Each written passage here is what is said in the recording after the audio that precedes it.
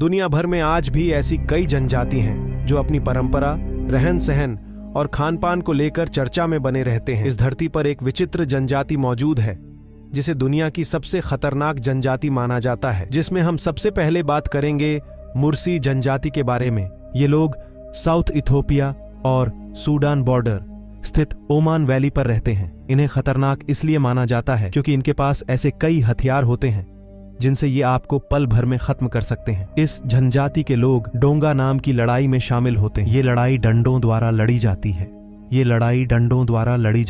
ये लड़ाई इतनी खतरनाक होती है कि कई बार लड़ने वालों की मौत भी हो जाती है। पारंपरिक तौर पर इस लड़ाई के द्वारा यहाँ के लोग महिलाओं को इम्प्रेस करने की कोशिश करते हैं। इसके अलावा इस जनजाति के लोग जानवरों का खून भी पीते हैं।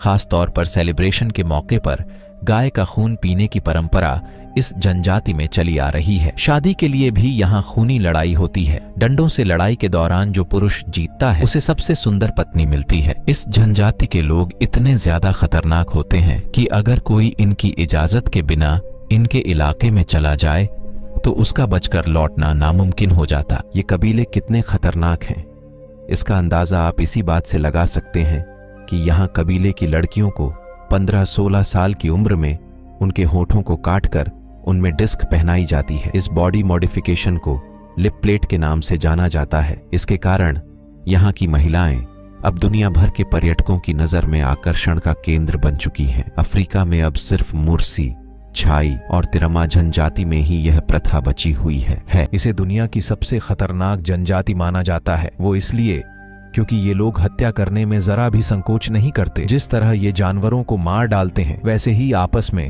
और बाहरी लोगों को भी जान से मार देते हैं। इस जनजाति का नाम वाओरानी और ये खाते हैं बंदर। जानते थे कि इनकी कहानी इससे कहीं ज्यादा अनोखी होगी, इस वजह से वो सीधे पहुंच गए इक्वाडोर इन लोगों से मिलने। वाओरानी जनजाति के लोग कपड़े नहीं पहनते हैं। उन्हें प्रकृति के बारे में इतना कुछ पता है कि वो पेड़ पौधों का इस्तेमाल करके जहर या दवाइयां तक बना लेते हैं। वाओरानी जनजाति के लोग एक पौधे से जहर बनाते हैं जिसे कुरारे बोलते हैं। इस वो लोग तीर पर आगे लगाते हैं और उससे जानवरों पर चलाकर उन्हें अपंग बना देते हैं। इसके लगने से इंसान तक को लकवा मार देता है। ये डार्ट जैसी तीर को एक ब्लोगन से चलाया जाता है जो करीब 5 फीट होती है और इसे 100 मीटर दूर से चलाया जाता है। डेविड के अनुसार इस जनजाति के लोग बंदर, जंगली सुअर आदि जैसे जीवों को खाते हैं। इस जनजाति से साल 1950 तक कोई संपर्क नहीं हुआ था, पर अब धीरे धीरे जनजाति बाहरी दुनिया के संपर्क में आ रही है।